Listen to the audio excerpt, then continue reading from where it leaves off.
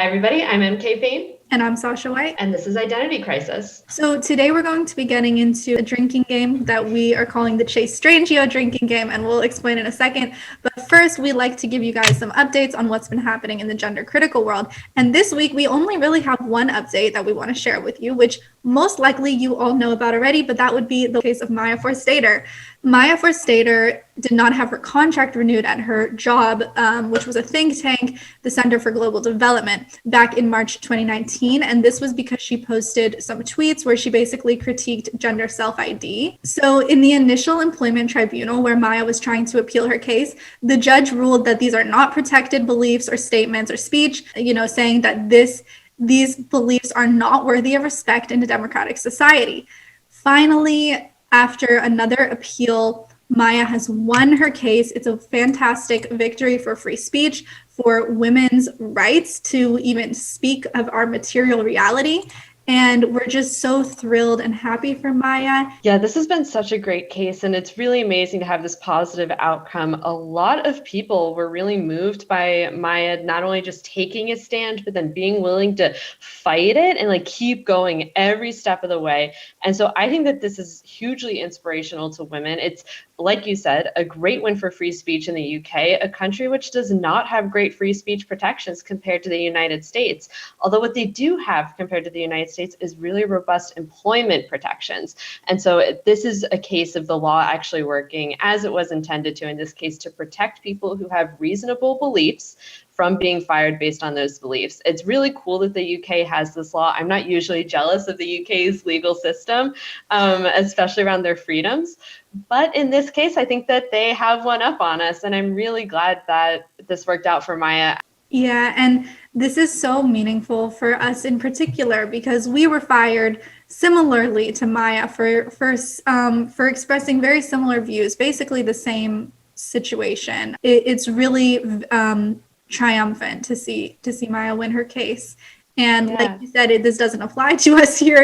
We have no more protections than we had before, but this still heralds, I think, a bit of a shift perhaps in culture and the way the mainstream will start to look upon these issues.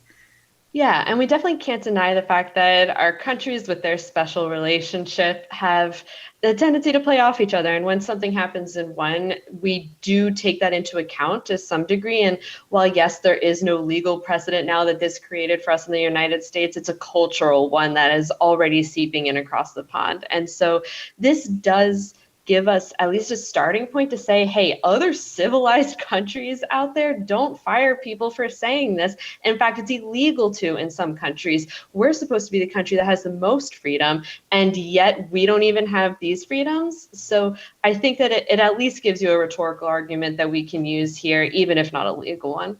Yeah, absolutely. So Maya, if you're listening to this, thank you for pushing this forward, for not giving up, for standing up for all of us. We really appreciate it. And we'd love to talk to you. So come on our show sometime. Absolutely. All right, cool. So now it's time to get into our episode. And today's episode is all about the decline of the ACLU, the American Civil Liberties Union, which was once a highly respected and principled organization that defended everyone's right to free speech, every American citizen's civil liberties and constitutional rights, and which has now become a partisan organization that denies truth and even fights against civil liberties. We're going to be watching a clip of Chase Strangio from the ACLU with a little drinking game of our own design, and then we're going to look at a recent New York Times article about the so-called identity crisis of the ACLU. Have you seen Democracy Now! Before? Have you been a viewer? I think I've seen a couple things here and there, but I haven't been a regular viewer. So I used to watch it every single day for the whole hour, like every morning, because I actually used to intern there for 6 months. That's right. Which is an interesting experience. I mean, I enjoyed it, but I interned there in 2016. And that was obviously the year Trump got elected and the year that a lot of people kind of consider that Democracy Now! Started going downhill because they got Trump derangement syndrome and they were completely unable to continue with their honest coverage of the Democrats as being bad and stuff along those lines. So now Democracy Now! Has totally gone off the deep end. And they have Chase Strangio on every so often. And so we're going to watch a little clip, a little bit of Amy Goodman, who is iconic, and she is a real journalist, and I have to give her some serious credit. She is a legend, but we have to critique her now. So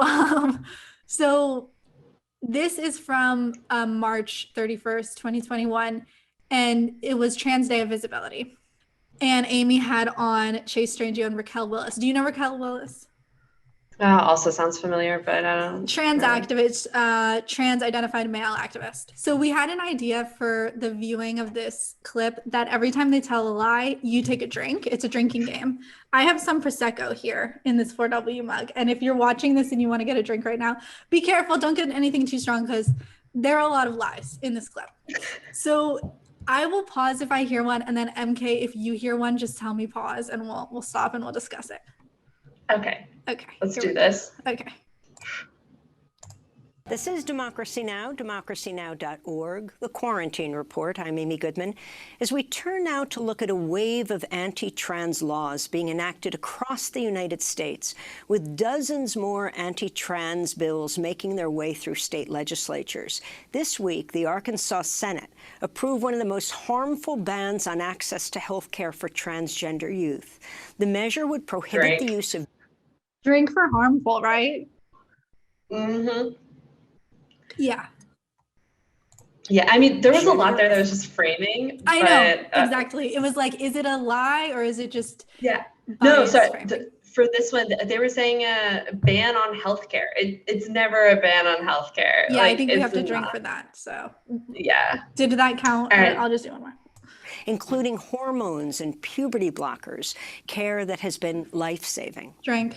Unless Republican Governor Asa Hutchinson vetoes the bill, Arkansas will become the first U.S. state to ban gender-affirming care to trans youth. He did veto it, and then the veto was overridden. Yeah, and it was the first, so that is true. Yeah. Arkansas, Tennessee, and Mississippi enacted new laws aimed at banning trans athletes from joining sports teams. Right. In Tennessee, the legislation forces trans students to show legal documents revealing the sex they were assigned at birth in order to participate in middle and high school sports. And in South Dakota, Republican Governor Kristi Noem issued 2 executive orders. So was that a lie? I didn't know if that was a lie or not. It's half true. So no, trans students are not like baseline required to show documentation. Students are allowed to compete in the sports that of the sex that they are. And if there's a question about whether or not that person is actually that sex, that's when documents could be required. But if there's, for example, a female who identifies as trans playing on the female sports team, maybe she identifies as a boy, no one questions whether or not she's a female, she's not required to show any documentation. Okay. Monday, banning trans women and girls from playing school sports. As attacks against the trans community intensify, so has their resistance, with trans youth leading the fight against violence and discrimination. This is trans 7th grader Chris Wilka, who plays football for North Middle School in Harrisburg, South Dakota. His last school refused. I was thinking we could skip this kid talking, if you're okay with that. Okay. I was about to drink on every pronoun that they used incorrectly. I don't know if my liver can handle that. I will be out of my drink if we do that. So we're gonna skip this kid. It's he or she is a trans boy athlete, and we're gonna skip that part. Okay. Back to the interview. Joining us now are Raquel Willis, activist, award-winning writer, former executive editor of Out magazine, and former national organizer for Transgender Law Center, and Chase Strangio, the deputy director for transgender justice with the ACLU's LGBT and HIV project. Raquel and Chase co-wrote a new piece in The Nation titled "Visibility Alone Will Not Keep Transgender Youth Safe." We welcome you both back to Democracy Now! Chase Strangio, let's begin with you. Can you review for us the laws that are being voted on across this country? Start with the latest, Arkansas. Yeah, we are truly witnessing an escalation of attacks on trans people unlike anything I've ever seen in government. This week, the Arkansas Senate passed HB 1570, a sweeping bill that would strip young people of health care that we know they need to survive. It is going to the governor's desk. We only have 4 more days for him to veto this bill, and young people and their families across Arkansas are already planning. Wait, did I miss one? Because you drank again when he said it's going to his desk. No, that wasn't for the desk. It was for like the 2 lines in the 1 sentence before. Got you. Okay. For the worst. People are considering fleeing their homes, having to relocate to other states. Young people are in sheer panic. We have to understand this is medically supported care approved by every major medical association. Is that true? Most in the US, but there are major medical associations the world over that do not. Like the Karolinska Hospital, right? Which we covered in the past episode. Yes. People need to stay well, to stay alive, and we are on the verge of having that stripped away from hundreds of people across the state of Arkansas. And unfortunately, there are similar bills pending currently in Alabama and Tennessee, part of this wave of anti-trans legislation that started at the beginning of 2021 and has escalated throughout the state legislative sessions. And Chase, to what do you attribute this sudden wave of legislation in various states across the country? I mean, this year is particularly egregious and sweeping, but this is something that has been the culmination of work from an anti-trans, anti-LGBTQ lobby for the past at least 7 years. And of course, we can trace this history going back much, much longer. We can look at the moral panic of Anita Bryant, of Phyllis Schlafly, and even just looking in 100 years in the past in the ways. Why do you drink for that one? So what the fuck is she talking about? She's just making sure, she's just naming things in history that like were bad, and the only moral panic I feel like this has anything to do with is the satanic panic. Oh, like, why do you think so?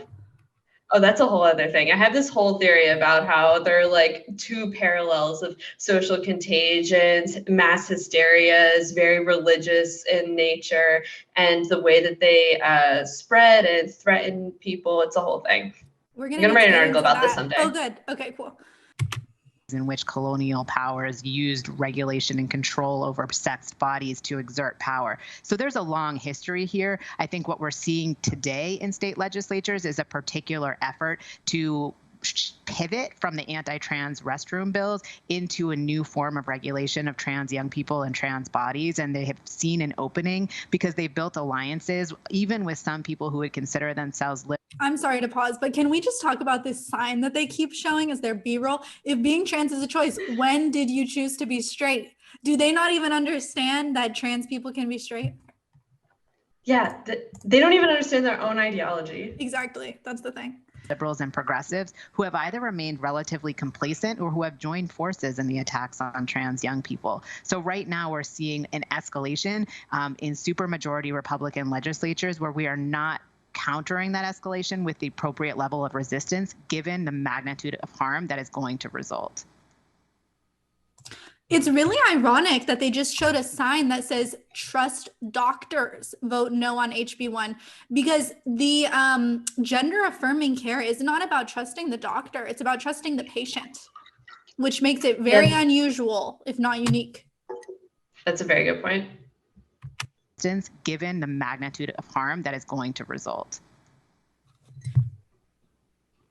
I'd like to bring Raquel Magnitude of harm going to result.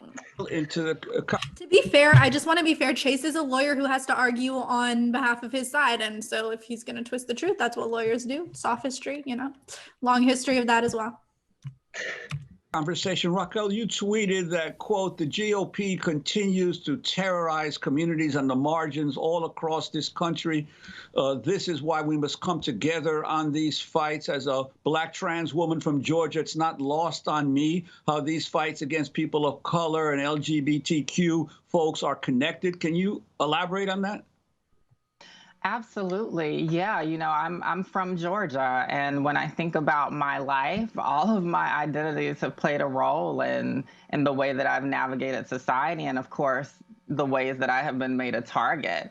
And so when I think about the recent passage of voter restriction back in Georgia, I think about the ways in which it's all about policing communities of color.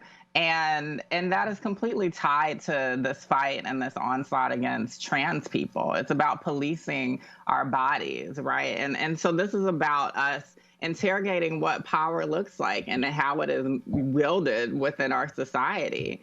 It makes absolutely no sense for these people to be trying to control the lives of vulnerable communities. And when I think about trans children, it is so horrible how they are being stripped of their childhood and not even looked at as the humans that they are. I wanted to ask Chase about wait. I'm sorry. The humans that they are? I know. What? And yes, there's some debate as to whether there is a trans child, but I drank for that because it's obfuscating the reality, which is that they're children who are being trans. I'm sorry, go ahead. Yes. No, I just think it's ridiculous how they always manage to somehow act like people who disagree with them are denying their humanity. Like, oh yes, I literally think that you are a cat because I disagree with you politically. Like, I want to be trans feline. Have a little more shit. Dude, I'm gonna be wasted for the rest of this episode. I know, we should have done this at the end. ACLU's clients, Andrea Yearwood, a Black trans student athlete. Andrea is a recent high school graduate who ran on our school's girls track team. Let's go to her in her own words. One of the issues that our community is facing and has been facing for a while is just, I think, misinformation in general, who we are and what our community stands for and who our community is. And I was thinking one thing to, I guess, combat that is just, again, like education and more education within our school system so that people don't say, oh, that's a man or oh, that's a woman, and can you misgender us. Like, I feel like education is very important in... Well, wait, okay, why are you drinking now? Education is important, surely. Yeah, I'm not drinking on that. I'm drinking on the misgendering and the implication that what he's talking about is education and not propaganda and brainwashing. Yeah, and so we did a whole episode about we've talked about sports, we talked about the Arkansas bill, and I did an interview with the lawyer from Alliance Defending Freedom who's going up against the ACLU, who's representing this person, Andrea Yearwood. So if you want to listen to that interview, you'll hear a lot of the details about, this is a Connecticut high school track. This is what they're talking about now. Yeah, okay, we'll continue. Having people understand, again, like what we as a community and what we as people stand for. Chase, can you tell us about Andrea? Yeah, so I just want to start by saying Andrea Yearwood and Terry Miller, two young trans athletes from Connecticut, two young Black women who have endured so many attacks simply for existing and participating in school sports alongside their peers as they... I don't know that they've experienced attacks on a personal level.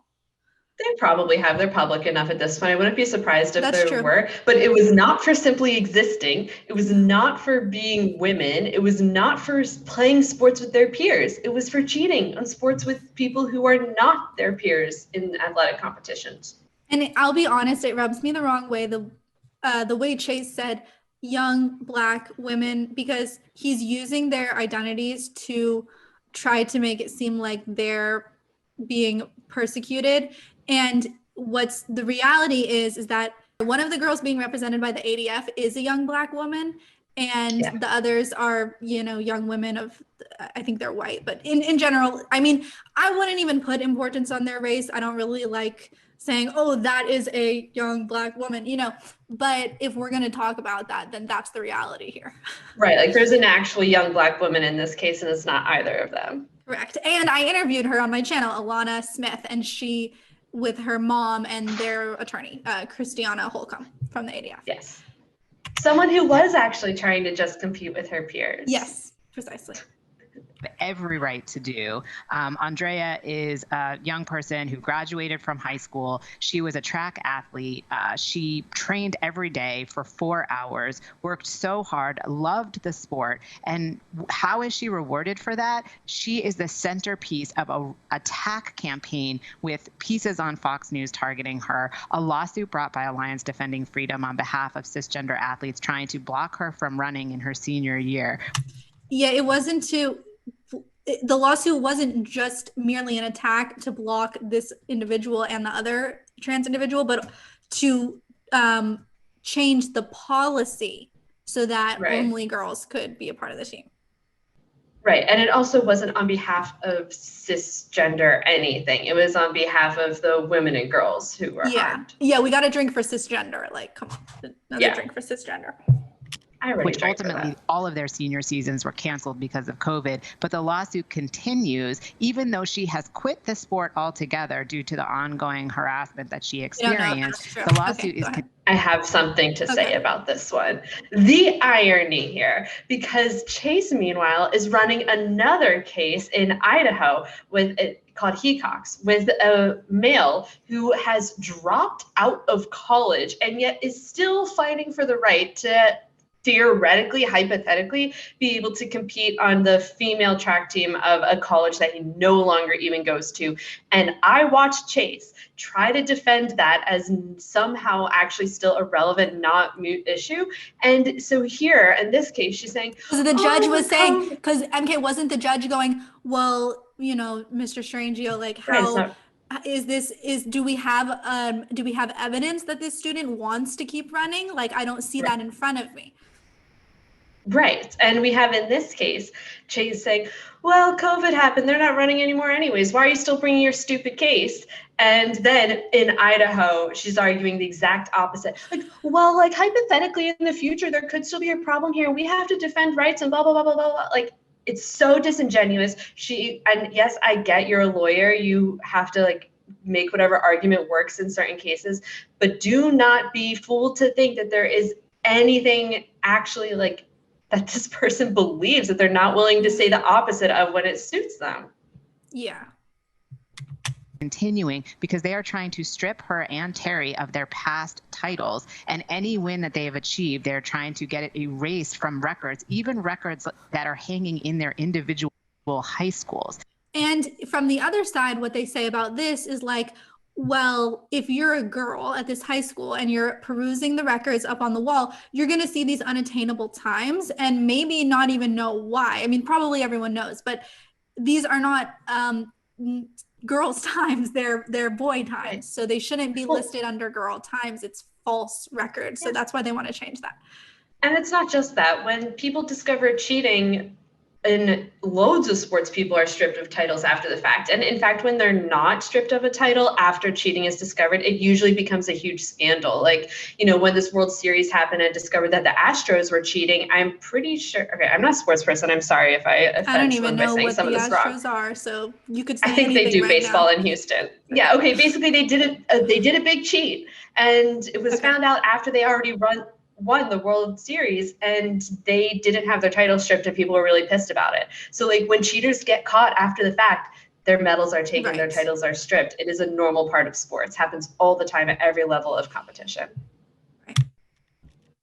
They have been the subject of so much misinformation and assault and claims that they have displaced cisgender athletes when all of they were doing was running consistent with their rights under state and federal law, winning sometimes, though they lost to cisgender athletes. There are claims that cisgender athletes are going to be somehow displaced in scholarships by transgender athletes. No transgender woman or girl athlete from high school has ever achieved or received an athletic scholarship to compete in athletics at the collegiate level because there is so much discrimination. Terry and Andrea never once got a recruitment call, even though— Is that a straight up lie? I mean, not because it's discrimination. If they were competing on the men's teams, I don't think anyone did get a scholarship that I know they of. did take, but it's not because of discrimination. Spots. They did take championship spots. Yes, absolutely. And what they might have done is they might have prevented someone else from getting a scholarship that they might have gotten otherwise. And we can't ever know that because it's all hypotheticals.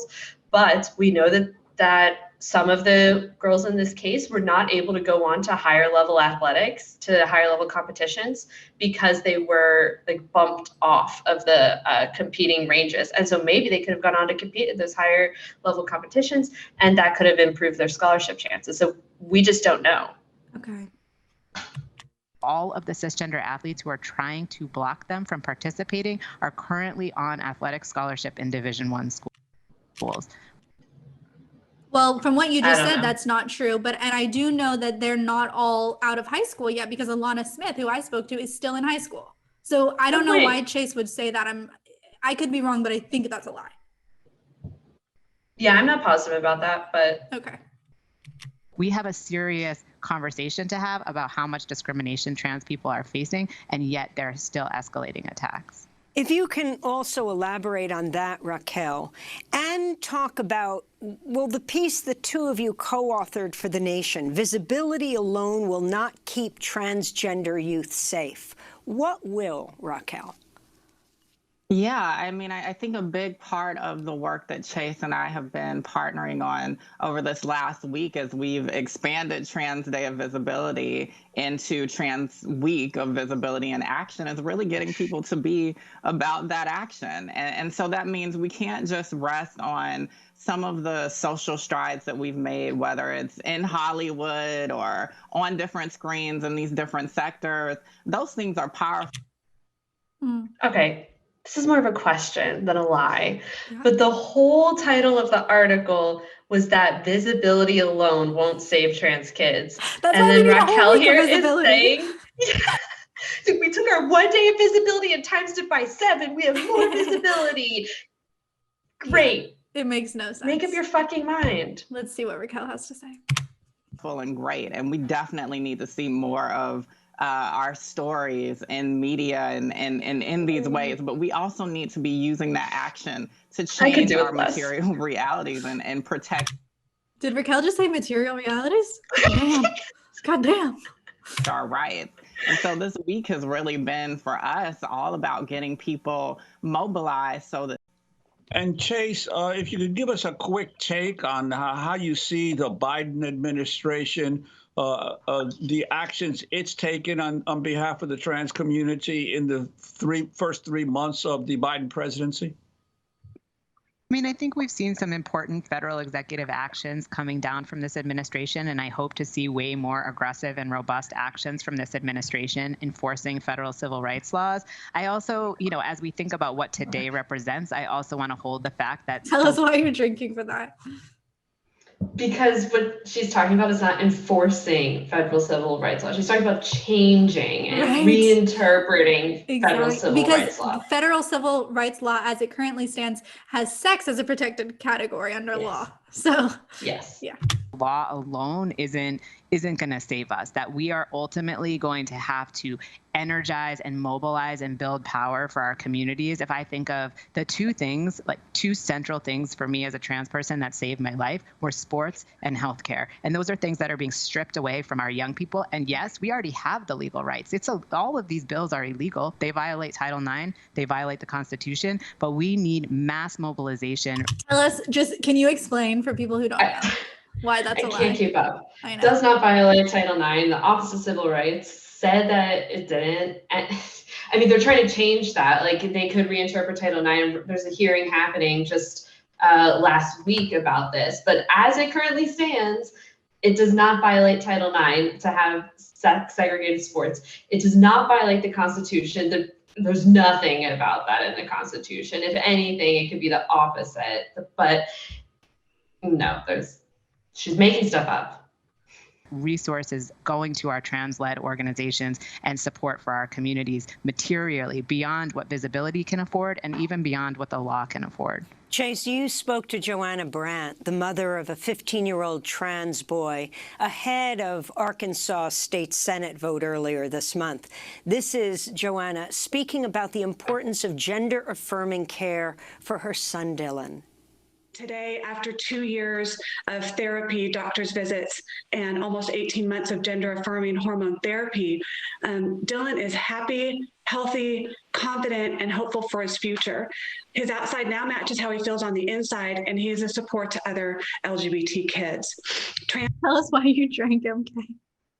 Healthy? I know. There's nothing healthy about what those she hormones. just described. Yeah. And I mean, I really hope that all of the rest is true, that this is a happy child. And I hope that there aren't any other additional health complications. But what she's literally describing is a child who has a mental disorder that is being treated with physical, unalterable hormones that they're pumping into this child's body. This is not healthy. So I just want to also add one thing, that Buck Angel, who is someone who's vocally a very happy trans man, says that he doesn't think children should transition. So even though he's quite happy as an adult with the medical transition, he does not think children should transition. So that's the stance that I take as well. Trans girls are girls and trans boys are boys.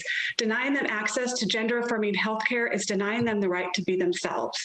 My son will be devastated if he is forced to stop his hormone treatment. All of the progress that he has made, all of the plans to be able to graduate from high school and go off to college, presenting outwardly in the full expression of how he feels on the inside, would come to a screeching halt. It would be heartbreaking, not only for him, but for all the other trans youth in Arkansas that depend on this care. Chase Strangio, it looks like the governor is going to sign this legislation. Is that right? I am hopeful that we can mobilize for a veto, and I think everyone should take action. We have a few days. Tell him to veto it, because it will send a message to trans young people. And even if he does veto it, it's a simple majority override in the state legislature. Which is what happened. And just to update people, that is exactly what happened. He vetoed it and then it was overridden. So we are preparing litigation because we want trans people to know that we will defend their ability to access this life-saving care through any possible tool that we have in our toolbox. And your final comments on this day of trans visibility, Raquel Willis. Yes, I mean, I think that we have to continue to have a nuanced discussion about what visibility means. There are so many great strides that come from it, but it also makes our community more of a target.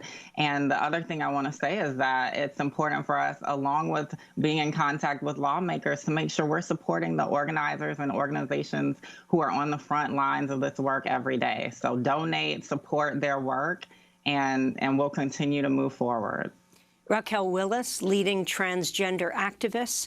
We will link to your and Chase Strangio's piece in The Nation, headline, "Visibility Alone Will Not Keep Transgender Youth Safe." Chase Strangio, Deputy Director for Transgender Justice with the ACLU. Yeah, I met Chase once when I was at Democracy Now! Because Chase was a guest.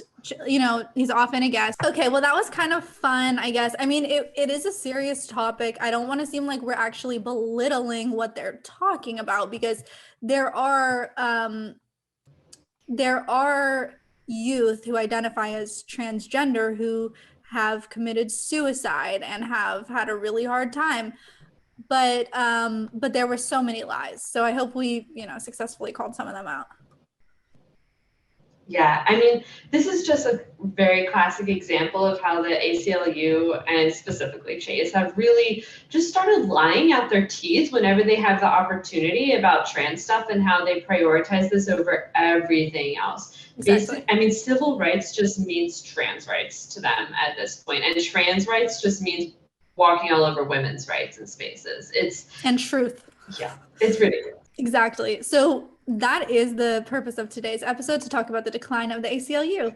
So much fun. And this piece just came out in the New York Times on June 6, 2021. It's called "Once a Bastion of Free Speech, the ACLU Faces an Identity Crisis." So I like that they used our podcast name. I'm sure that was intentional. We got a shout out in the New York Times. We've made it. We've made it. And they didn't even call us TERFs, which I'm sure will be like our next shout out. Okay. I would love to be called a TERF in the New York Times. Oh, that would be heavenly. I was saying, like, we need a new hit piece on one of us, because that would be really good content for us. So we're going to just talk about this article a little bit, talk about the ACLU. Oh, by the way, MK, I was just going to say, can you just quickly summarize in like a couple of sentences what the ACLU has done in Washington State with the prison stuff? Because to me, that heralds their downfall more than anything else. Absolutely. Now, this might actually be confusing because if people have followed Washington State ACLU stuff in the past, they might know that the ACLU has fought to expand the Public Records Request Act. The ACLU has actually been embattled in Washington State right now trying to shut down Public Records Act requests, which are similar to FOIA or Freedom of Information Act requests at a federal level, which is completely counter to everything that the ACLU has previously fought for. The ACLU used to be, leading the way on public records, trying to fight for the civil liberties, hence the name that our democracy is founded on. But as soon as it comes to trans stuff, all of those principles go out the window. So basically, they have tried to shut down people, citizens and the press, from being able to get records that should be public related to trans prisoners who are men in women's prisons, and specifically the records regarding rapists who have been put in those prisons and the sexual assaults that they probably have committed against the women in those prisons. It's been a real reversal of their position. If you follow the ACLU, then you know that they are huge advocates of FOIA and Public Records Act requests until it's inconvenient. The fact that the ACLU is fighting to cover this up and to sue the woman who wanted to do the Public Records Act request is just insane. And that's why I said, to me, this heralds their downfall, because that's not promoting civil liberties. That is blocking civil liberties. Yeah. So, and I'm really shocked how little attention that got. I skimmed this article when it came out to see if they talked about that. It's not. No. And no one who talks about the ACLU and like all of their great FOIA work that they're doing has mentioned that they are actually in states fighting to suppress public records now. Yeah, it's pretty sad that that's not being talked about, but it is interesting how more people, even the New York Times, are now talking about the downfall of the ACLU, which we've been talking about for way longer, but okay, it's really coming to fruition now. Yeah. So this article is by Michael Powell, and it begins, "It was supposed to be the celebration of a grand career as the American Civil Liberties Union presented a prestigious award to the longtime lawyer, David Goldberger. He had argued one of its most famous cases, defending the free speech rights of Nazis in the 1970s to march in Skokie, Illinois, home to many Holocaust survivors." So if you don't know the story, I mean, the ACLU defended the rights. This is true. They defended the rights of Nazis to march in this town where there were not only many Jews, but many Holocaust survivors. And Ira Glasser, who was the head of the ACLU, talks about this in interviews. He's fascinating. I really recommend listening to his interviews. He's done a great one with Glenn Greenwald, a great one with Joe Rogan. And he's Jewish. And he talks about why this mattered and why they had to do this. It wasn't because he agrees with them or he thinks that they have a great cause that he wants to support. It's because if we don't uphold their free speech rights, then we cannot expect ours to be upheld either. It's that type of argument. And at the same time, I was just listening to an interview with Wendy Kaminer, who used to be on the board of the ACLU, and she talked about another element to free speech, which is not just what she called, I think, the instrumental argument, which is what I just said, where we have to defend others so that we can have ours defended, but also just that everyone has a right to express their opinions, no matter how abhorrent. Continuing, "Mr. Goldberger, now 79, adored the ACLU, but at his celebratory luncheon in 2017, he listened to one speaker after another and felt a growing unease. A law professor argued that the free speech rights of the far right were not worthy of defense by the ACLU and that Black people experienced offensive speech far more viscerally than white allies." Again, kind of condescending, like that a certain race of people experience offensive speech far more viscerally. Also, never mind all the Nazi stuff. Yeah, that's a great point. Like, if they, by their logic, wouldn't Jews be more viscerally offended by, and then in that case, maybe they wouldn't be worthy of defending the Nazis. Yeah, good point. Right. So in the hallway outside, an ACLU official argued that it was perfectly legitimate for his lawyers to decline to defend hate speech. Mr. Goldberger, a Jew who defended the free speech of those whose views he found repugnant, felt profoundly discouraged. "I got the sense it was more important for the ACLU staff to identify with clients and progressive causes than to stand on principle," he said in a recent interview. "Liberals are leaving the First Amendment behind." That's something we've So known true. about for a long time, because we were both fired by liberals for our for simply expressing our free speech. So we know about that, and it's good that this is getting some play in the liberal media, so that hopefully more people will become aware. Yeah. Well, and I am really glad that they're framing this as an identity crisis, because I think that it really truly is. What we see now is that things like free speech being branded a right-wing thing is just embarrassing, honestly, to the entire history of liberalism. And I think that it's good that this is really getting attention now, and that the ACLU is being, to some degree at least, called out for their role in it. The ACLU being the most prominent organization in our country is tasked with upholding our civil liberties, and the fact that they're selling them out now when it's inconvenient, it really, I'm glad they talk about principle here, because there's none of it left at least within the power structures at these organizations. Right. Yeah. So the ACLU, America's high temple of free speech and civil liberties, has emerged as a muscular and richly funded progressive powerhouse in recent years, taking on the Trump administration in more than 400 lawsuits. But the organization finds itself riven with internal tensions over whether it has stepped away from a founding principle, unwavering devotion to the First Amendment. So the question really is, do you uphold the First Amendment for everyone or only for people you agree with politically? And we know this. Yeah. And the article goes on to talk about how the ACLU, after Trump was elected, received the ACLU budget since Mr. Trump's election has nearly tripled to more than $300 million, as its core of lawyers doubled. The same number of lawyers, 4, specialized in free speech as a decade ago. So they've expanded sort of their race, their gender departments, these siloed immigrants, specific trans. Yep. But they have not expanded their they have not hired more free speech attorneys. Yeah. I mean, we just see it's not a priority for them anymore. And it really seems like they don't actually care about civil liberties at all. It seems like what they really care about is just progressive causes. And if that's what your organization wants to be, that's fine. There are many progressive cause organizations that already exist, and so I don't think they really need to go do that. But if that's what they want to do, okay, but stop lying and pretending that you are something that you no longer are. And people still donate to the ACLU thinking that it's supporting our civil liberties, the rights that we have in the United States that are unique, and the things that make this a free country, that, even rights that aren't held in, even with our most closely allied countries, like the United Kingdom, which is not a free country at this point based on the way that they police their speech. It is organizations like these that have long been the reason that we've been able to uphold all of these things that the Bill of Rights promised us. And now I have to wonder, as the ACLU slips away further and further down this rabbit hole against civil liberties, who is going to fill that gap?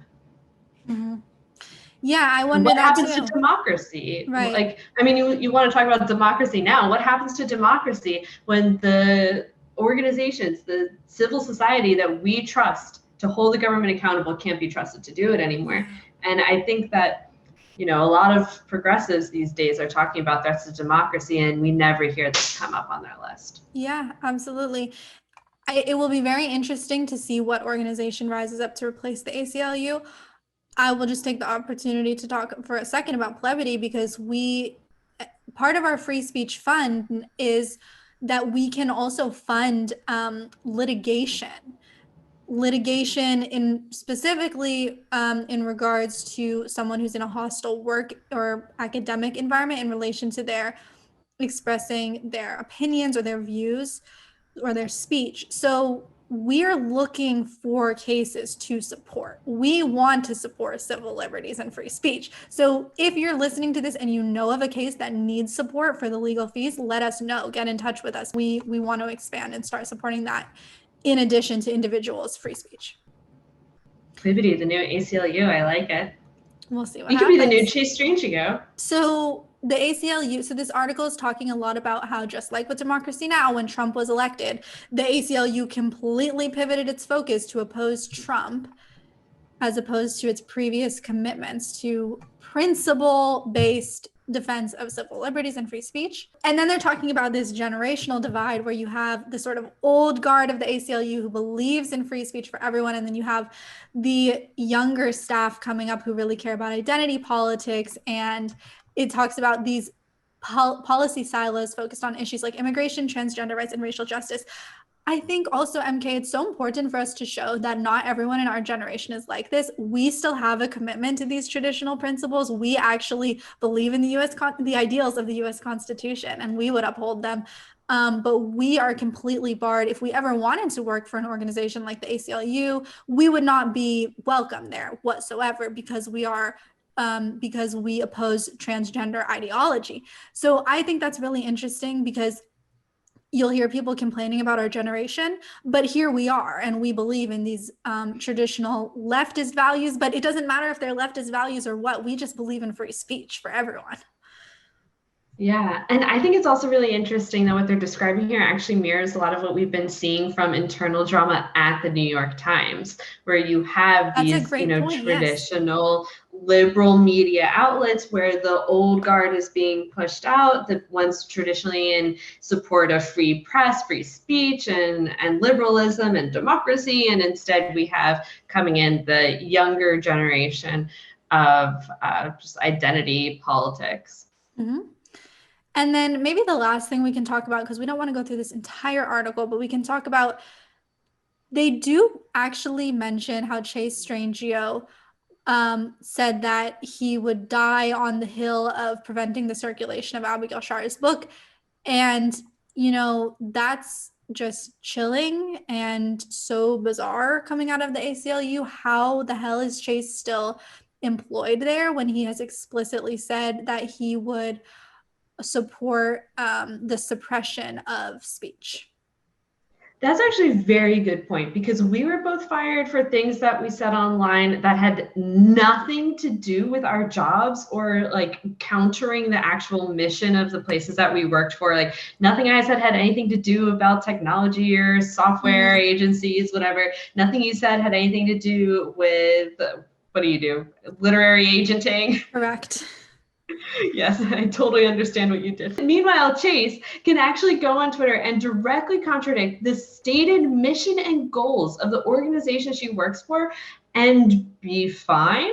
Like, I mean, it's ridiculous. And I'm not saying that Chase should be fired for that, but if it's okay that we were, it's insane to think that Chase should not be. Yeah. I know. And then I just wanted to pull up a recent tweet. On June 6th, Chase tweeted, "It's wild how such suppressed speech gets so much airtime." Is this about 60 Minutes? Well, maybe. I mean, we don't know what it's about, but how bizarre that an ACLU attorney is making this sardonic comment about that people are covering the topic of suppressed speech. It's nuts. Absolutely nuts. So meanwhile, Chase is in I'm sorry, but in literally every fucking magazine, bylines everywhere, interviewed everywhere. Like, I cannot go 2 seconds without seeing that person's stupid face. And but Chase is so oppressed.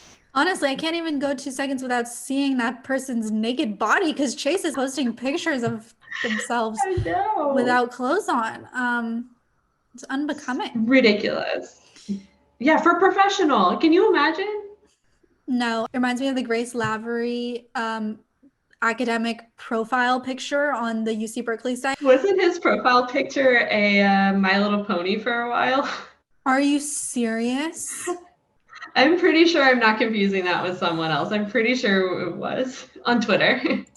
I honestly, who's your Grace Lavery? Because my Grace Lavery is Grace Lavery. This is the person I cannot stand.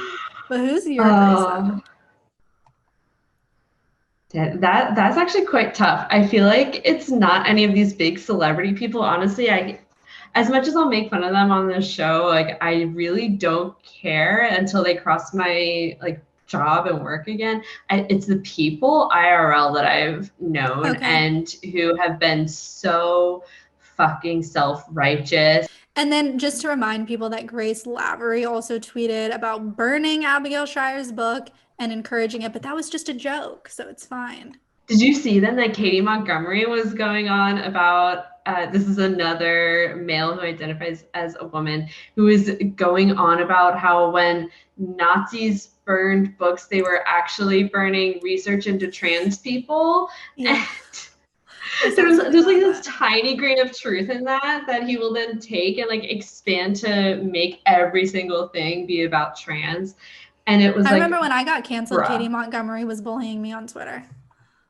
Katie Montgomery came to Spinster and was trying to get us to ban him on Spinster when we first launched. And it was so funny because he was just like very carefully following the rules, but was being a trans activist. And we allowed dissenting speech on Spinster. Mm-hmm. And he was trying to prove that he would get banned and that you weren't allowed to actually speak freely on there. Mm-hmm. But I'm pretty sure unless he's deleted it, to this day, that account is still there because we are actually not fucking hypocrites. And you are allowed to disagree with us on our platform. Funny. You can actually tell we even verified Katie because people were like, I don't like, because we have back then, we don't verify people anymore, but we used to have pretty like lax rules. As long as you were using your real name and you like sent us your ID and verified you were using your real name, then you were able to get verified so that people didn't like try to get each other in trouble by like making an account on Spinster when it could like get you fired. Yeah. And so then, you know, we could say, well, we haven't confirmed if that is or isn't that person. But anyways, yeah, we even verified Katie.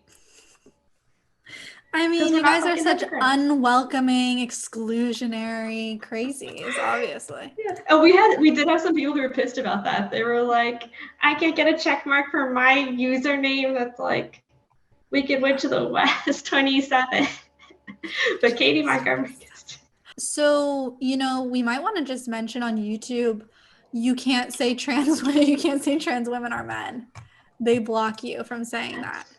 I don't know if Fain is going to write about that or not. Yeah, in the YouTube live chat. And for those of you who have been following along in the live chats on YouTube when we do our weekly premieres, if you try to type certain phrases like trans women are men or trans men are women, and there's a few others, it will automatically block that and force the person to manually approve the comment. It's totally disturbing. I mean, it's dystopian. Mm-hmm.